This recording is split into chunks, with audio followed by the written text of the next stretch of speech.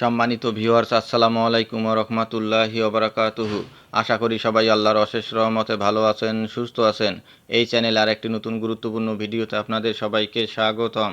আজকে আলোচনা করব অসঙ্গতিতে ভরা নতুন কারিকুলাম। বিস্তারিত থাকছে ভিডিওতে। এই ভিডিওটি দেখার আগে যারা এই চ্যানেলে একদম নতুন তারা অবশ্যই চ্যানেলটি সাবস্ক্রাইব করে পাশে থাকা বেল আইকনটি প্রেস করে দিন। আর যারা ইতিমধ্যে সাবস্ক্রাইব করেছেন তাদেরকে জানাই অসংখ্য ধন্যবাদ। অসঙ্গতিতে ভরা নতুন কারিকুলাম। কারিকুলামকে উন্নতির নামে এ দেশের শিক্ষা ও সমাজ ব্যবস্থার সঙ্গে পুরোপুরি বেখাপ্পা ও ধ্বংসাত্মক কারিকুলাম চালু হওয়ার ১.৫ বছরের অধিক সময় পার হওয়ার পর সারা দেশে দিকে তাকালে যে কেউ বুঝতে পারবেন যে তথাকথিত স্মার্ট নাগরিক বানানো, কর্মক্ষম জনগোষ্ঠী বানানোর এই কারিকুলামের মাধ্যমে যেটুকু লেখাপড়া ছিল তাও শেষ হয়ে গেছে। প্রতিদিন নিত্য নতুন নির্দেশনা দেওয়া ও বাতিল করা, কিভাবে মূল্যায়ন হবে সে বিষয়ে কর্তৃপক্ষের সিদ্ধান্তহীনতা এবং হযবরল নির্দেশনায় শিক্ষার্থী, শিক্ষক, অভিভাবকরা নিরুপায় ও অসহায়। এনসিটিবি কর্তৃক কারোর কথাই শুনছে না। কেউ তাদের বলেনি যে কারিকুলাম পরিবর্তন করতে হবে। এমনটি নয় যে দেশে ডাক্তার, শিক্ষক, প্রকৌশলী তৈরি হচ্ছিল না। এমনও নয় যে বিদেশে উচ্চশিক্ষা নিতে শিক্ষার্থীরা যেতে পারছিল না। শিক্ষা যেভাবে চলছিল তার চেয়ে ভালো মানের শিক্ষা নিশ্চিত করার জন্য দরকার ছিল ভালো শিক্ষক নিয়োগ দেওয়া, তাদের ভালো বেতন প্রদান করা, মানসম্পন্ন প্রশিক্ষণ প্রদান ও দরকার ছিল তাদের স্বাধীনতা প্রদান করা। আরও প্রয়োজন ছিল স্কুল কলেজের উপর থেকে দুর্বৃত্ত ব্যবস্থাপনা কমিটির অপসারণ ও প্রশাসনিক হয়রানি থামানো। কিন্তু তা না করে প্রতিনিয়ত শিক্ষার উন্নয়নের নামে যা করা হচ্ছে তাতে শিক্ষার আরও পতন ঘটেছে। কে বলেছিল এনজিটিভির ২-৪ জন কর্মকর্তার পুরো দেশের কারিকুলাম পুরো পরিবর্তন করার ক্রেডিট নিতে?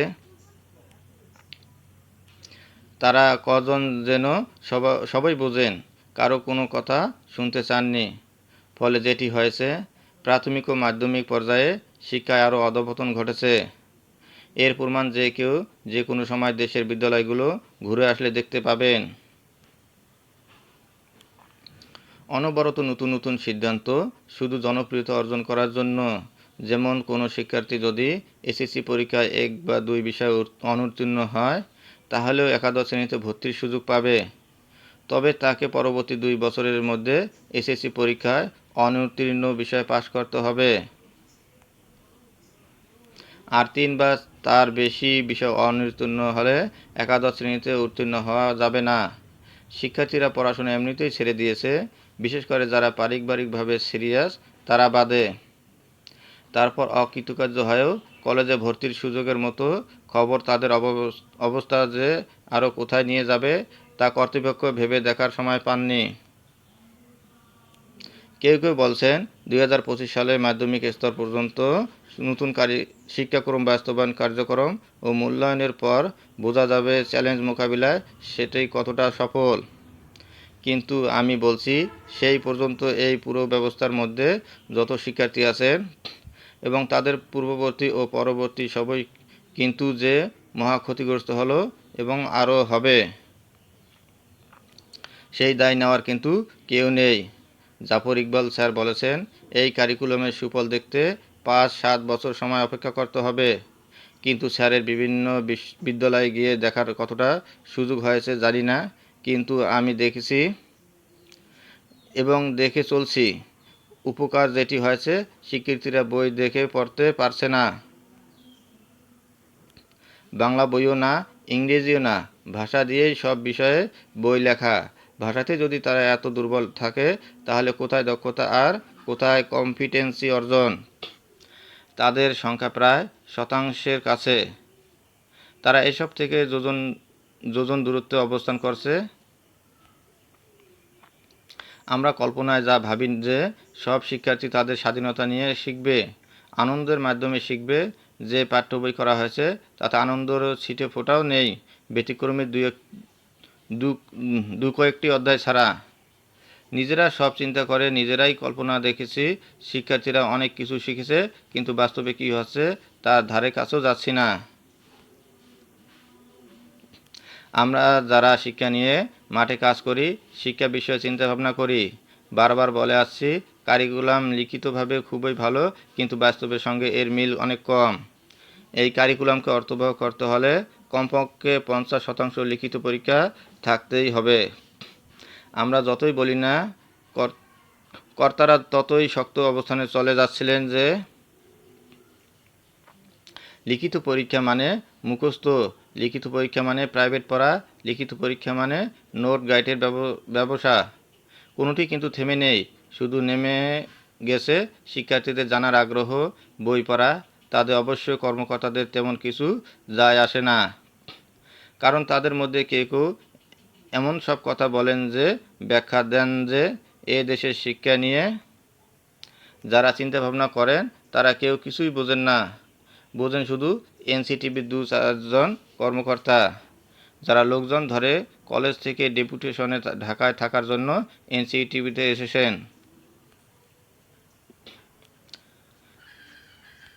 এ শিক্ষাক্রমে ফরমাল কোনো লিখিত পরীক্ষা না থাকায় শিক্ষার্থীরা পড়াশোনা করছে না, শিক্ষার্থীরা কোনো বাধ্যবাধকতার মধ্যে নেই, অথচ একাদশ শ্রেণী পর্যন্ত শিক্ষার্থীদের মাইল্ড বাধ্যকতার মধ্যে থাকতে হবে। পরীক্ষা বা পড়াশোনার অত্যাধিক চাপ নয়, এক ধরনের তাগিদের মধ্যে থাকতে হয়। তাছাড়া প্রতিযোগিতা যাতে অসুস্থ সৃষ্টি না করে, সেটিকে কিভাবে পরিমার্জন করে সুস্থ প্রতিযোগিতার আয়োজন করা যায়, সেটি নিয়ে কাজ করার কথা। আমরা ফুটবল খেলা দেখি, সেখানে প্রতিযোগিতা আছে, ক্রিকেট দেখি, সেখানে প্রতিযোগিতা আছে।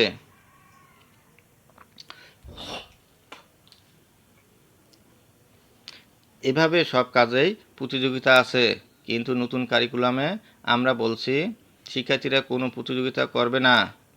একজন খেলোয়াড় যদি জানে যে তাকে কোনো গোল করতে হবে না, তাহলে সে কতক্ষণ খেলবে? সেই দশা হয়েছে আমাদের শিক্ষার্থীদের। বইয়ে বলা হয়েছে তারা আনন্দ চিত্তে সারাদিন বইয়ে কাজ করবে, কিন্তু পরীক্ষার চাপ তাদের সইতে হবে না। একটি বিষয়কে বারবার অনুশীলন করতে হয়, বিভিন্নভাবে লিখে পড়ে, আলোচনা, উপস্থাপনা, রিপোর্ট রাইটিং ইত্যাদি করে। কিন্তু এখন যেটি হয়েছে, শিক্ষার্থীরা শ্রেণীকক্ষে অনুশীলন করার সময় পাচ্ছে খুবই কম। একজন শিক্ষককে বিশেষ করে বড় ক্লাসে ডিসিপ্লিন মেনটেন করতেই সময় চলে যায়।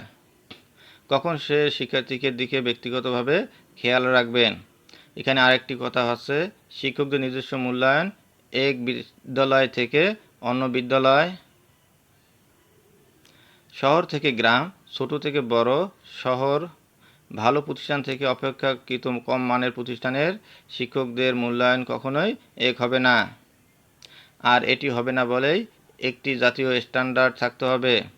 বর্তমান কারিকুলামে যে বিশাল গ্যাপটি রয়েছে তার বহু প্রমাণের মধ্যে এটি একটি বড় প্রমাণ।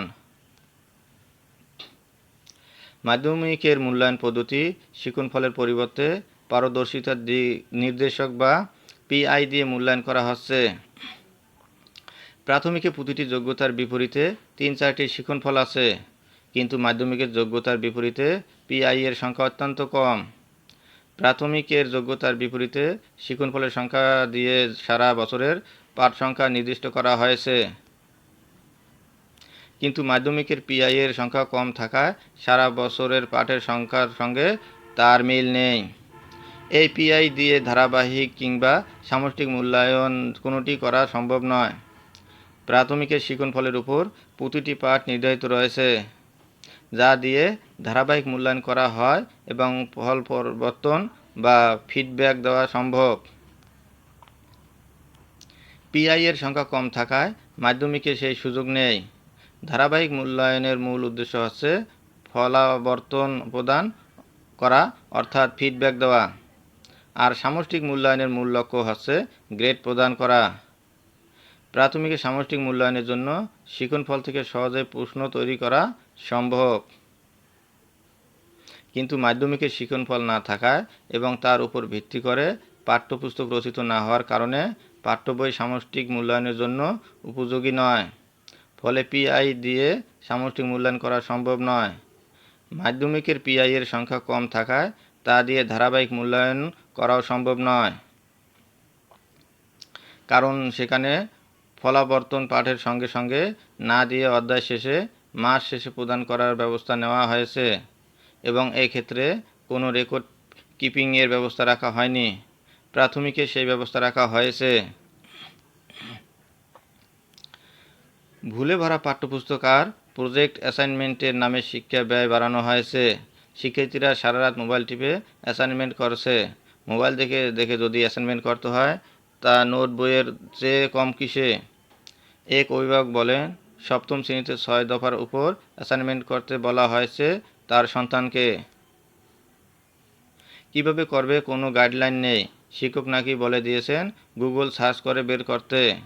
বইয়ে 3টি প্রশ্ন আছে, কবে 6 দফা হয়েছে, কে 6 দফা নিয়েছে, কোথায় দিয়েছে, বাচ্চাদের অ্যাসাইনমেন্টের নামে এসব করতে দেওয়া হচ্ছে। তাদের তথ্য জানতে বলছে নিকটবর্তী লোকজনের কাছ থেকে। তারা কাকে জিজ্ঞেস করবে আর কেই বা তাদের সঠিক উত্তর দিতে পারবে তার কোনো হদিস নেই। বিজ্ঞান ও গণিতের গুরুত্ব তো অনেক কমিয়ে ফেলা হয়েছে। উন্নয়নশীল দেশগুলোর সরকার অনেক কিছু করে যা জনগণকে মানতে বাধ্য করা হয়।